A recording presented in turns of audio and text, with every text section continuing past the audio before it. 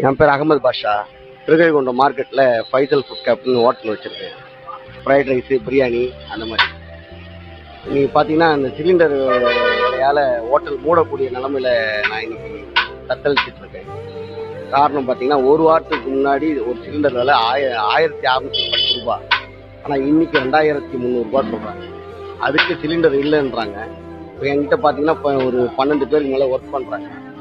இது நான் எப்படி ஹோட்டல் தொழில் நடத்துறது, என்ன பண்ணுறது எனக்கு தெரியல. இது நம்ம ஒரு 15 வருஷத்துக்கு மேலே நான் இந்த ஹோட்டல் தொழில் பண்ணிட்டு இருக்கேன். மோடி கவர்மெண்ட் வர்றதுக்கு முன்னாடி பார்த்தீங்கன்னா 400 500 தான் இருந்துச்சு ஹோட்டலு சிலிண்டர், பெரிய சிலிண்டர். ஆனால் இன்றைக்கி பார்த்தீங்கன்னா இந்த ஒரு 10 நாள்லேயே 2300 2200 ரேஞ்சுக்கு வருது. மோடி கவர்மெண்ட் இது ஒரு கட்டுக்கோப்பு கொண்டு வரணும்னு கேட்டுக்கொள்கிறேன். கேஸ் ரொம்ப முக்கியமானது. வீட்டு சிலிண்டர் கூட பார்த்தீங்கன்னா 300 400 ஏறி இருக்கு. ஆனால் புக் பண்ணால் புக்கிங் போக மாட்டேங்குது. ஃபோன் கட் ஆகுது. புக் பண்ண முடியல.